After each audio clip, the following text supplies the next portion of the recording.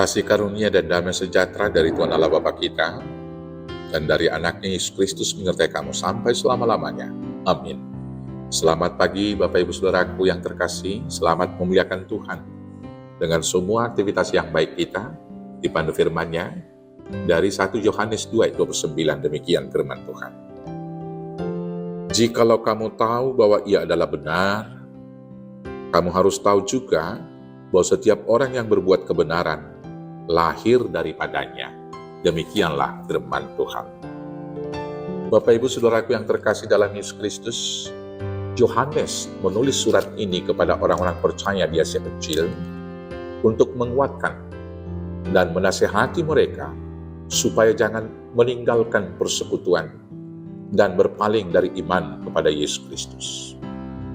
Hal ini perlu diingatkan karena sebagian dari jemaat telah meninggalkan persekutuannya dan menjadi tidak percaya kepada Yesus Kristus karena pengaruh pengajar-pengajar sesat atau anti-Kristus.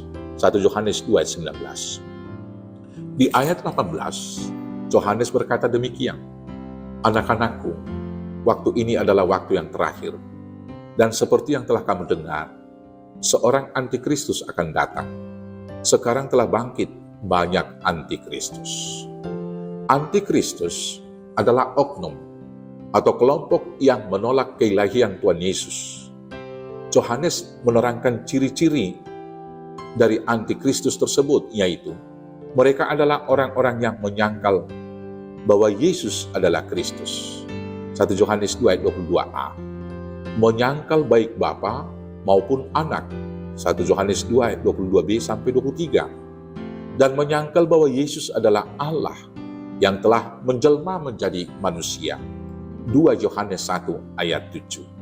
Salah satu kelompok pengajar sesat yang paling menonjol pada masa itu adalah aliran Gnostisisme, yang menyangkal kemanusiaan sejati Yesus Kristus, tetapi menerima keilahiannya. Aliran ini menganggap bahwa Yesus bukanlah manusia 100%. Dia adalah Tuhan yang kelihatan seperti manusia, atau dengan kata lain, Dia adalah Tuhan yang menjelma seperti manusia.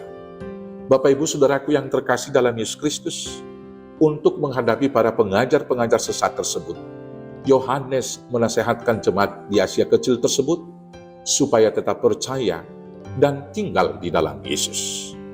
Di ayat 28 sampai 29, Yohanes berkata demikian, "Maka sekarang anak-anakku, tinggallah di dalam Kristus, supaya apabila Ia menyatakan dirinya, kita beroleh keberanian percaya dan tidak usah malu terhadap Dia pada hari kedatangannya.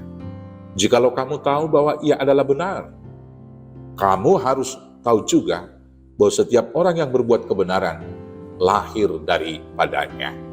Bapak Ibu Saudara yang terkasih dalam Yesus Kristus, pada masa sekarang ini, semakin banyak pengajar-pengajar sesat yang anti-Kristus. Mereka tidak mau mengakui bahwa Yesus adalah Tuhan dan menyangkal kematiannya di kayu salib. Salah satu yang harus kita waspadai dan harus kita tolak dengan keras adalah ajaran Kristen progresif.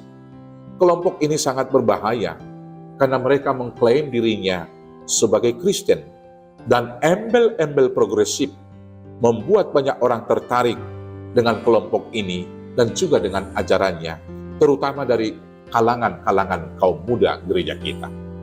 Beberapa ajaran mereka yang menyesatkan adalah, yang pertama, mereka memahami bahwa Alkitab itu hanya sebuah catatan tentang keyakinan orang-orang kepada Tuhan pada masa dan tempat hidup mereka di waktu yang lalu.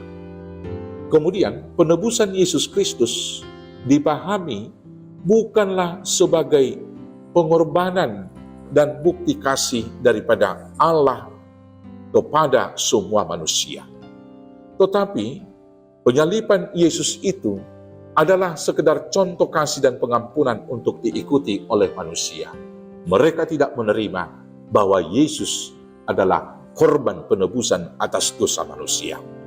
Kemudian, kebangkitan Yesus bagi mereka tidak terlalu penting, walau sebagian dari mereka percaya.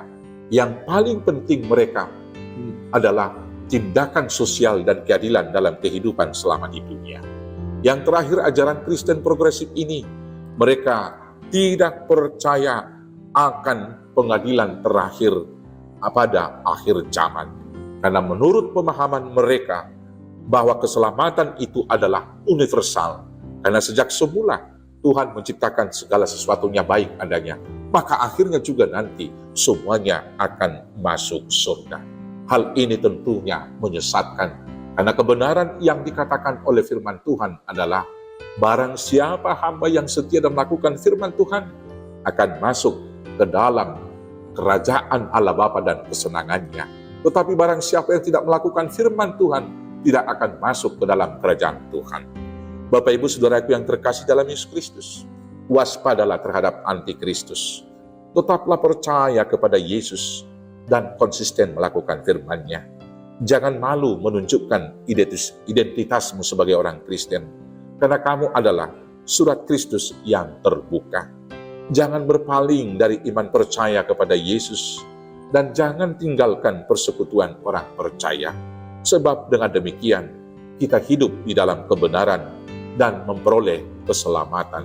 Tuhan Yesus meneguhkan, Tuhan Yesus memberkati. Amin. Kita bersatu dalam doa.